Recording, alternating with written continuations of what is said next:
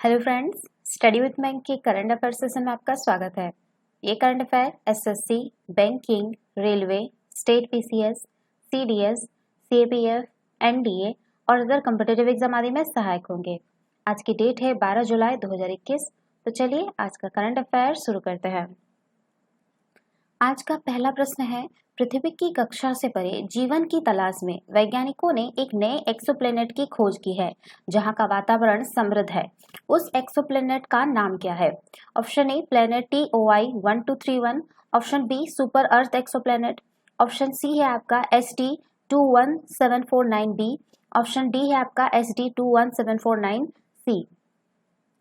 देखिए, पृथ्वी की कक्षा से परे जीवन की तलाश में वैज्ञानिकों ने एक नए एक्सोप्लैनेट की खोज की है जहां का जो वातावरण है वो समृद्ध है। वैज्ञानिकों के मुताबिक प्लैनेट TOI 1231 पृथ्वी से जो है वो आपका 90 प्रकाश वर्ष दूर एक लाल डवार्फ तारे की परिक्रमा कर रहा है। यह ग्रह जो है पृथ्वी के आकार से 3.5 गुना बड़ा है और पृथ्वी से जो है 57 डिग्री सेल्सियस गर्म है। ऐसे में इस ग्रह पर अज्ञात अपेक्षाकृत छोटे ग्रह की तुलना में सबसे बेहतर वातावरण है और एक नए ग्रह की तलाश करने की दिशा में यह काफी महत्वपूर्ण हो सकता है।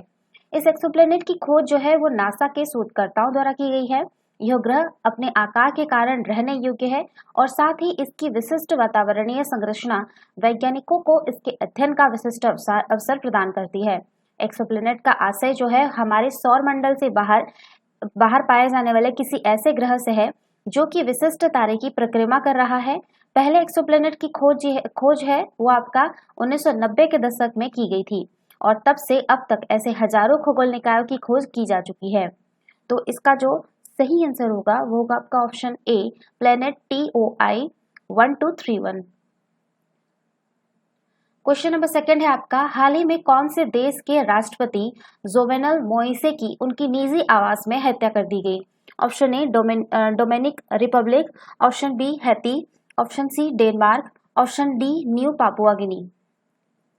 देखिए, हाल ही में जो है आपका हैती के राष्ट्रपति जोवेनल मोइसे की उनके निजी आवास पर हत्या कर दी गई है। इस घटना के पश्चात हैती में जो है वो आपातकाल की घोषणा कर दी गई है। 48 वर्षीय व्यवसायी और राजनेता जोवेनल मोइसे ने जो है 7 फरवरी 2017 को हैती के राष्ट्रपति के रूप में शपथ ली थी। कैरिबियन सागर में स्थित देश हैती हिस्पनियोला द्वीप के पश्चिमी हिस्से में स्थित एक छोटा सा देश है। हैती तेनो भाषा का एक शब्द है जिसका अर्थ है पहाड़ी देश। वर्तमान में हैती के लगभग 11 मिलियन निवासी मुख्य रूप से अफ्रीकी मूल के हैं। 19वीं सदी की शुरुआत में फ्रांसीसी औपनिवेशिक नियंत्रण और दासता को समाप्त कर हैती दुनिया का पहला अश्वेत नेतृत्व वाला गणराज्य तथा स्वतंत्र कैरिबियन राज्य बना था। पोर्ट ओ प्रिंस हैती की राजधानी है और हैती दोनों अमेरिकी महाद्वीप का एकमात्र देश है जिसे दुनिया के सबसे कम विकसित देशों में गिना जाता है। तो इसका सही आंसर होगा ऑप्शन बी हैती। चलिए नेक्स्ट क्वेश्चन पे चलते हैं। हाल ही में जैव प्रौद्योगिकी विभाग द्वारा वित्त पोषित स्वायत्त संस्थान national institute for biomedical genomics ने कौन से कैंसर में जीनोमिक बदलाव पर विश्व का पहला डेटाबेस तैयार किया है? Option A blood cancer, option B skin cancer, option C brain cancer, option D है आपका मुंह का कैंसर। देखिए, हाल ही में जैव प्रौद्योगिकी विभाग द्वारा वित्त पोषित स्वायत्त संस्थान national institute of biomedical genomics ने ओरल कैंसर यानी मुख के कैंसर में जीनोमिक बदलाव पर विश्व का पहला डेटाबेस जो है वो आपका तैयार किया है। DBZenoVac ओरल कैंसर में जीनोमिक वेरिएंट्स का ब्राउज करने योग्य ऑनलाइन डेटाबेस है जिसे संभावित उपयोगकर्ताओं को नैदातिक रूप से प्रासंगिक विभिन्न सोमेटिक देहतिक और जर्मनाइल वेरिएंट डेटा पर पहुंच प्रदान करने, प्रश्न करने, ब्राउज करने और डाउनलोड करने की अनुमति देने के उद्देश्य से विकसित किया गया है। तो इसका जो सही आंसर होगा वो होगा ऑप्शन डी मुंह का कैंसर। चलिए नेक्स्ट क्वेश्चन पे चलते हैं। हाल ही में अरुणाचल प्रदेश के पश्चिमी कामेंग जिले के विरान में स्थित याक पर राष्ट्रीय अनुसंधान केंद्र ने उच्च तुंगता वाले क्षेत्र में पाए जाने वाले याक का बीमा करने के लिए कौन से इंश्योरेंस कंपनी के साथ करार किया है? Option A Reliance Insurance Company Limited, option B National Insurance Company Limited, option C Bajaj Insurance Company Limited, option D है आपका डिजिट इंश्योरेंस कंपनी लिमिटेड। देखिए हाल ही में जो है वो आपका अरुणाचल प्रदेश के पश्चिमी कामेंग जिले के दिरांग में स्थित याक पर राष्ट्रीय अनुसंधान केंद्र ने उच्च तुंगता वाले क्षेत्रों में पाए जाने वाले याक का बीमा करने के लिए नेशनल इंश्योरेंस कंपनी लिमिटेड के साथ करार किया है। एनआरसीवाई एक प्रमुख शोध संस्थान है जो विशेष रूप से भारत में याक संबंधी अनुसंधान एवं विकास कार्यों में संलग्न है। इसकी स्थापना जो है 1989 में भारतीय कृषि अनुसंधान परिषद द्वारा की गई है। याक जो है वो आपका वोविनी जनजाति से संबंधित है, जिसमें आपका बाइसन, भैंस और मवेशी भी शामिल है। आईयूसीएन द्वारा याक की जंगली प्रजातियों को बॉसमटस, जबकि घरेलू प्रजातियों को बॉस जर्नियस के तहत वर्गीकृत किया गया है। भारतीय वन्यजीव संरक्षण अधिनियम के तहत अधिनियम 1972 के तहत जो है इसे अनुसूची 1 में रखा गया है। तो इसका जो सही आंसर होगा वो होगा आपका option B, National Insurance Company Limited. चलिए नेक्स्ट क्वेश्चन पे चलते हैं। हाल ही में कौन से वैक्सीन ने यह घोषणा की है कि वे अपनी कोविड-19 वैक्सीन की तीसरी बूस्टर खुराक के लिए नियामक अनुमति की मांग करेंगे? Option A Pfizer, option B BioNTech, option C Covishield, option D A और बी दोनों। देखिए हाल ही में फाइजर और बायोएनटेक ने यह घोषणा की है कि वो अपनी कोविड-19 वैक्सीन की तीसरी बूस्टर खुराक के लिए नियामक अनुमति की मांग करेंगे। बूस्टर किसी विशेष रोगजनक के विरुद्ध एक व्यक्ति की प्रतिरक्षा प्रणाली को मजबूत करने का साधन है। यो ठीक वही मूल टीका भी हो सकता है जिसका लक्ष्य अधिक एंटीबॉडी का उत्पादन करके सुरक्षा के परिणाम में वृद्धि करना है।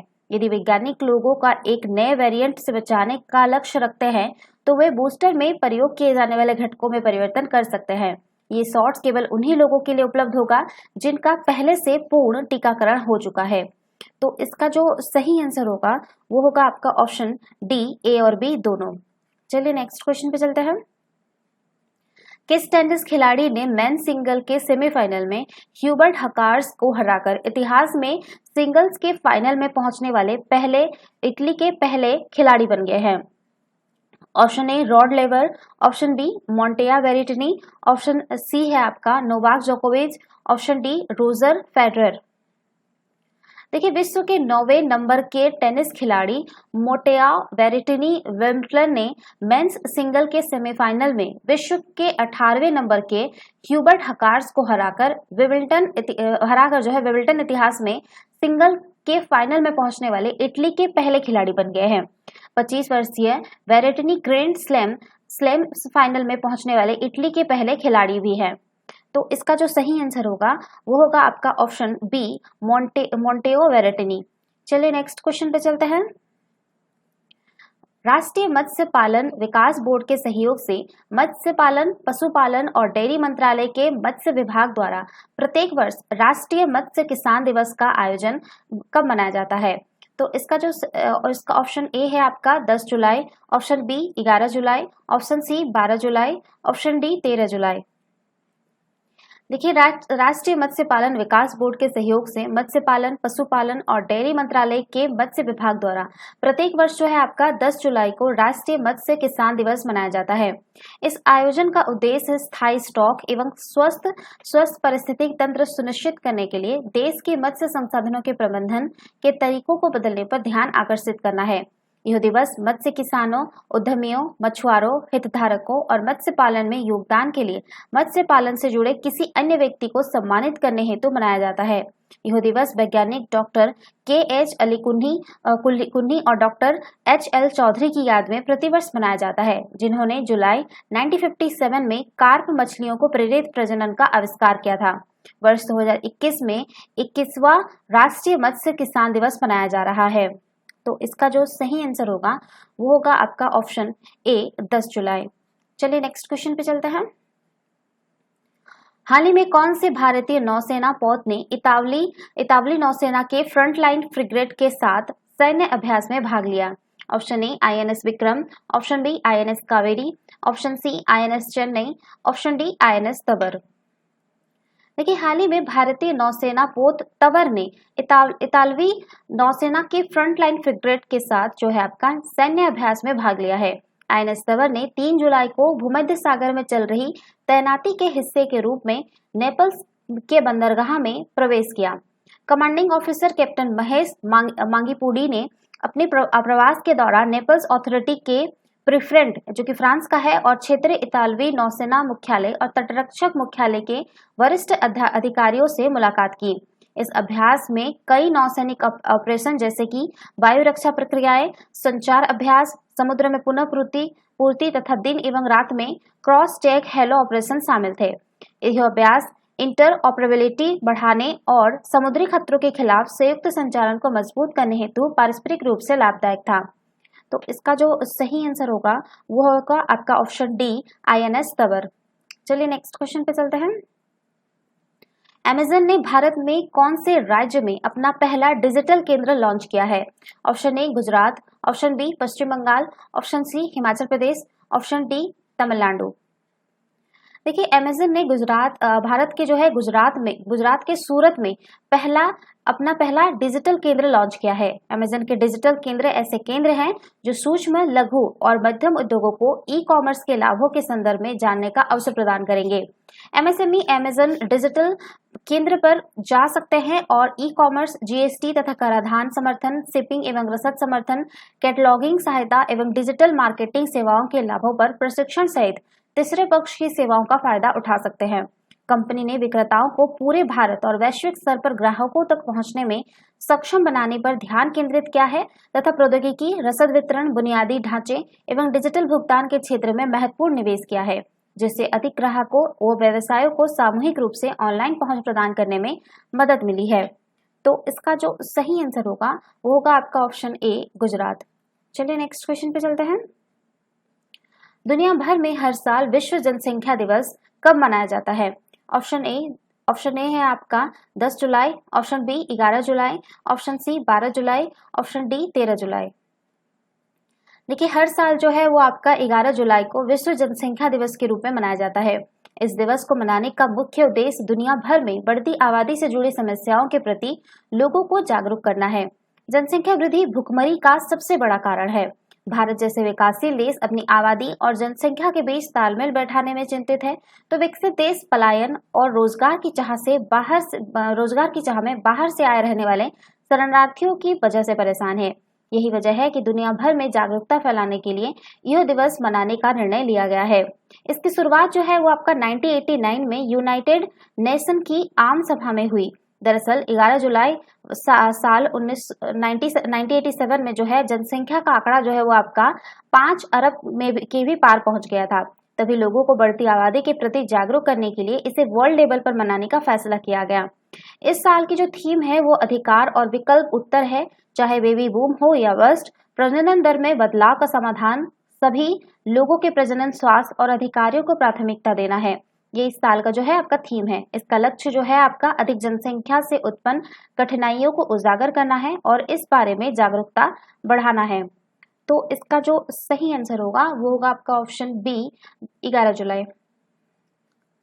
तो ये थे आज के करंट अफेयर। वीडियो पसंद आए तो लाइक, शेयर और कमेंट करना ना भूले। साथ ही साथ चैनल को सब्सक्राइब करना ना भूले। Thanks for watching. Have a nice day. Take care.